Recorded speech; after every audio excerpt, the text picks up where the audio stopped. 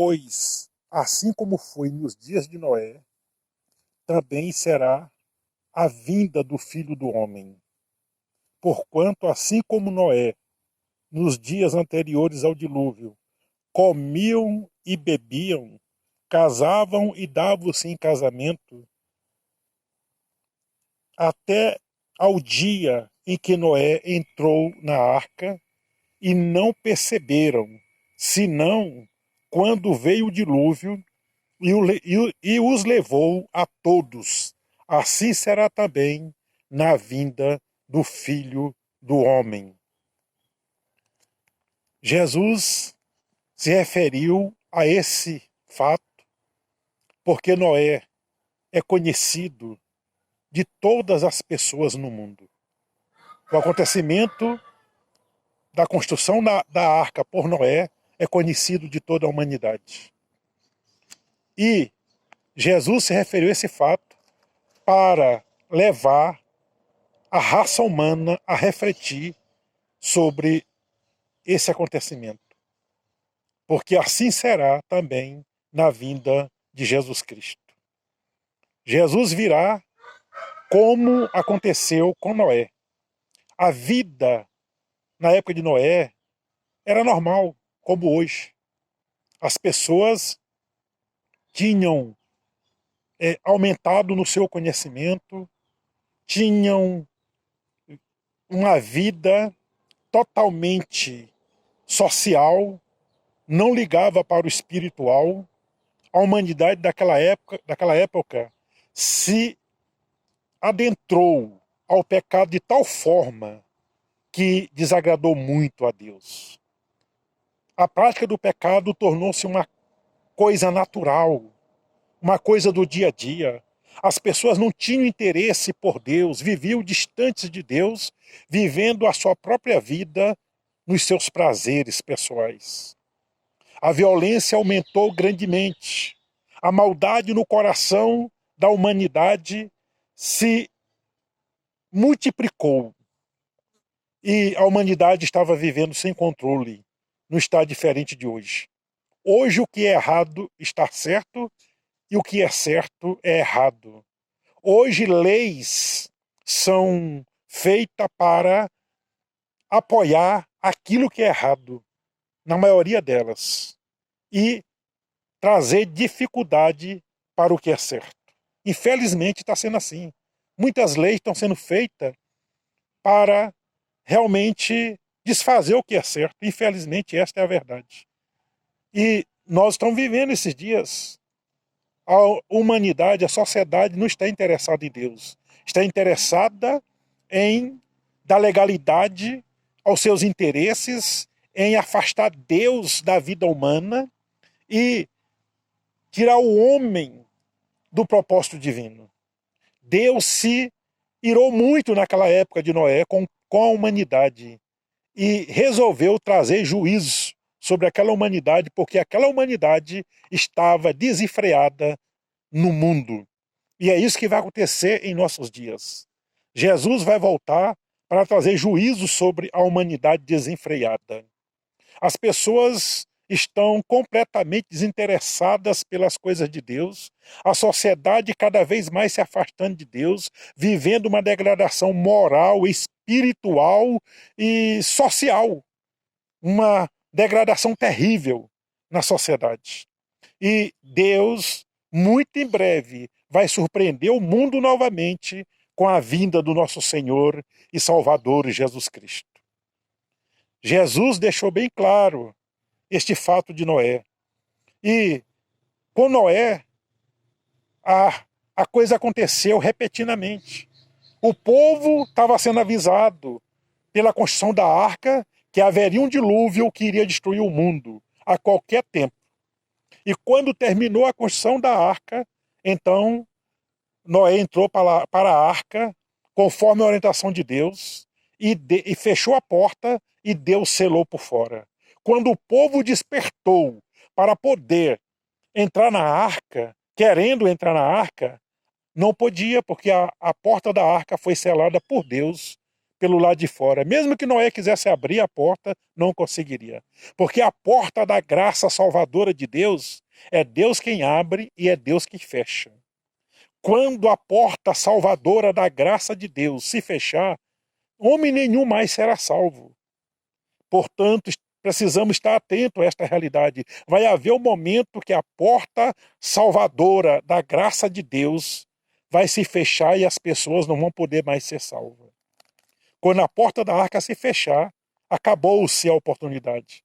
E essa porta da arca vai se fechar simbolicamente, como se fechou realmente na época de Noé, ela vai se fechar também quando Jesus voltar e botar seus pés sobre a terra. Não haverá mais salvação para ninguém. Aí será juízo.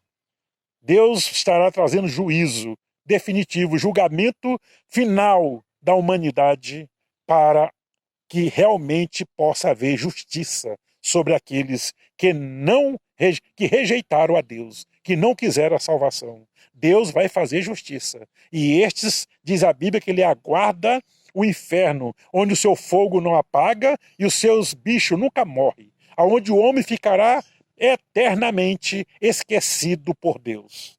Esta é a verdade. Mas aqueles que deram crédito à palavra de Deus a tempo, esses entrarão pela porta salvadora da graça eterna. Terão a salvação eterna com Deus e nenhum juízo virá sobre ele. Portanto, meu amigo, esteja atento, porque já é o momento final. O que está acontecendo no mundo é muito claro, está muito claro diante de nossos olhos. Os acontecimentos mundiais, os acontecimentos gerais estão sendo anunciados toda hora. A humanidade está vivendo um caos geral na Terra. Ninguém sabe o que fazer, ninguém sabe como resolver. Os governantes não sabem como governar, não têm a solução. Se reúnem em busca de uma solução e não chegam a lugar nenhum, porque não haverá mais solução. O mundo encaminhou-se para o desfecho final. E vai acontecer o momento em que Jesus Cristo aparecerá nas nuvens e plantará seus pés, colocará seus pés sobre a terra e julgará toda a humanidade.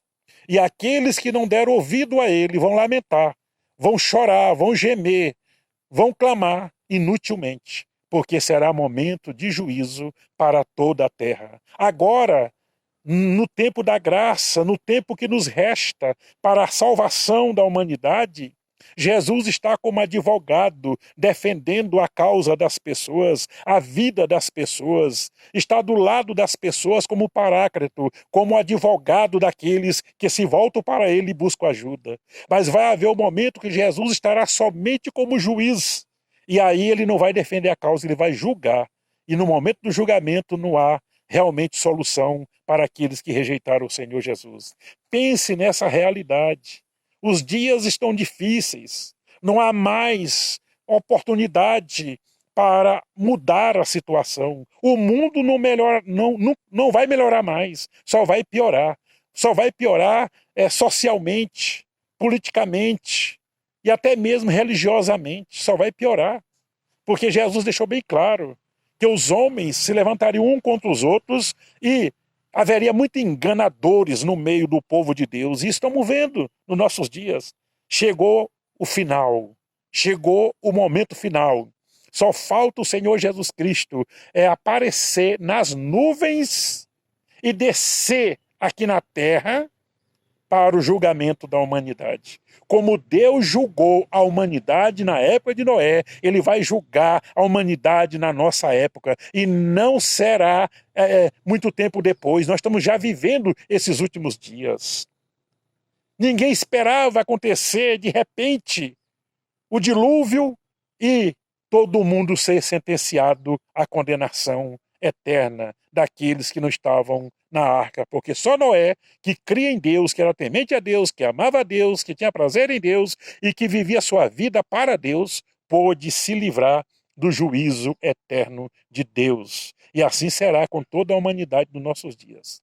Então, pense um pouquinho, pare, pense, veja o que está acontecendo nos nossos dias. Não tem mais retorno. Chegou o momento final e agora cabe a cada um de nós, como pessoas humanas, nos voltarmos para Deus, pedir misericórdia da nossa vida e nos colocar na direção de Deus, pedir que Jesus Cristo nos aceite como seus servos, perdoe os nossos pecados, escreva o nosso nome no livro da vida, nos selando com o Espírito Santo, para nós ouvirmos a chamada de Deus nos ares, quando Ele virá em direção à terra para trazer juízo sobre a terra. Então ele, no meio do caminho, tendo saído do trono da sua glória, e já no caminho, a igreja irá ao seu encontro arrebatada, e a igreja passará por um momento ali da festa das bodas do Cordeiro,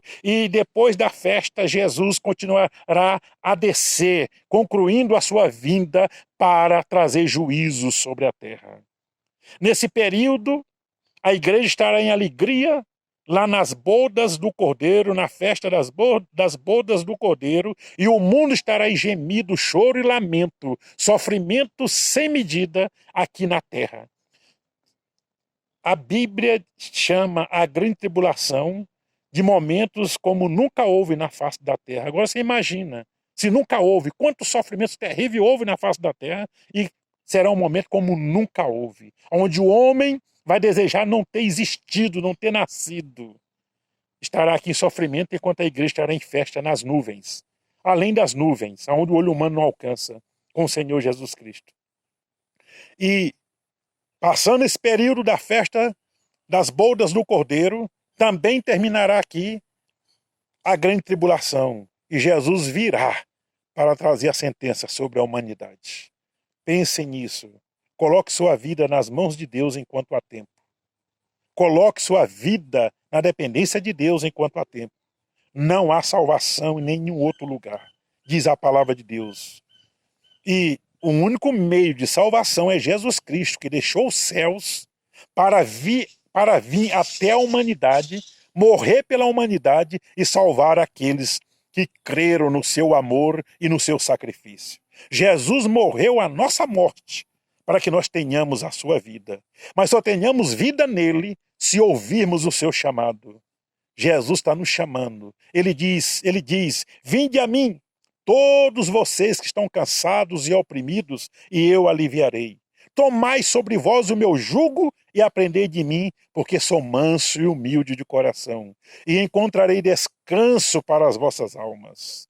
Esse descanso que Jesus está falando não é só o descanso das tribulações aqui da terra na sua presença, mas o descanso eterno, que muitos desejam e não terão.